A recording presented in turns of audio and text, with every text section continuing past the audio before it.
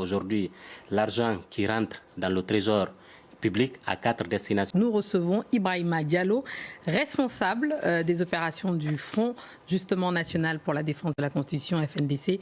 Merci Ibrahima Diallo d'être sur le plateau du JTA de France 24. En 2019, vous aviez créé avec votre collectif le FNDC, vous proposiez pour vous opposer à un troisième mandat d'Alpha Condé, on s'en souvient. Puis après sa chute, vous aviez assez rapidement pris position contre justement la junte elle-même. Avec le recul 3 ans après, quel regard portez-vous sur la situation actuelle en Guinée justement? C'est un regard de déception parce que nous avons espéré que la junte qui a renversé Alpha Condé le 5 septembre 2021 avec les promesses d'un retour rapide à l'ordre constitutionnel, de la garantie des libertés et des droits de l'homme. Aujourd'hui, nous fêtons, la junte a fêté cet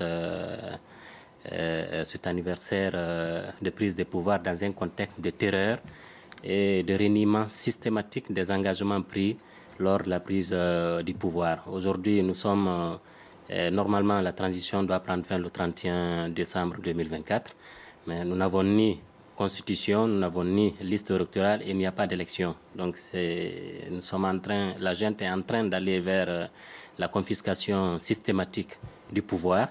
Et c'est pourquoi aujourd'hui, si vous me demandez le regard par rapport à la situation, je vous donnerai justement le bilan de ces 3 années d'exercice au pouvoir. Nous avons les médias, les principaux médias aujourd'hui qui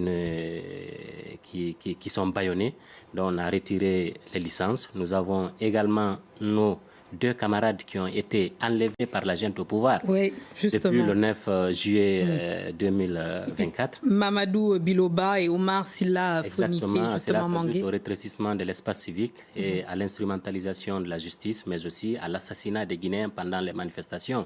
Pas plus tard qu'avant-hier, on a assassiné une jeune dame qui librement était en train d'évacuer à ses occupations, mais malheureusement les forces spéciales aujourd'hui qui, en lieu et place de la police et de la gendarmerie, assurent le maintien d'ordre avec des armes à la main et abat les citoyens comme des animaux. Donc c'est un regard de tristesse, un regard vraiment négatif.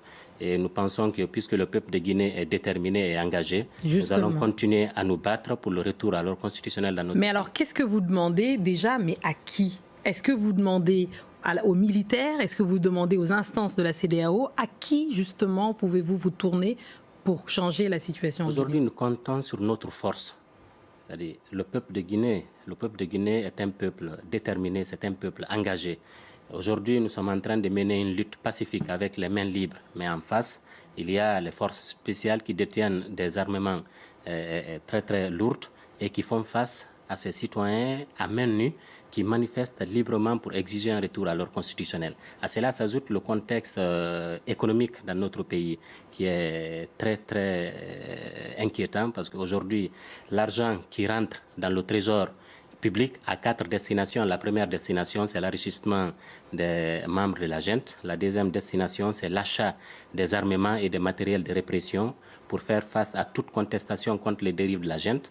La troisième destination, c'est l'achat des consciences des responsables des micro-partis et des organisations de la société civile, mais aussi des leaders communautaires, à l'effet de la propagande en faveur de la junte.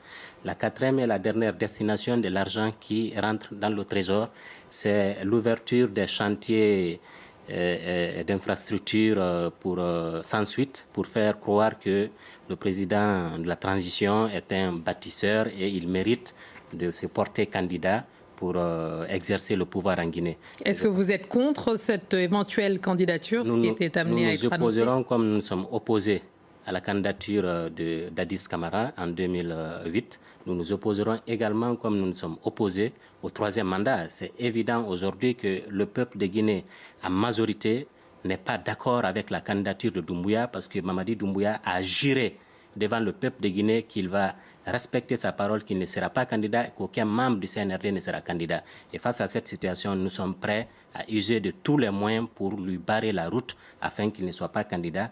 Et d'ailleurs, la transition doit prendre fin le 31 décembre À partir du 31 décembre, nous serons dans l'obligation, s'il n'y a pas d'élection pour le retour à l'ordre constitutionnel, nous serons dans l'obligation de demander son départ et d'exiger une transition civile à l'effet de conduire notre pays vers un retour à l'ordre constitutionnel pour qu'on amorce le développement de la Guinée. Merci beaucoup. Merci Ibrahima Diallo d'être venu. Je rappelle que vous êtes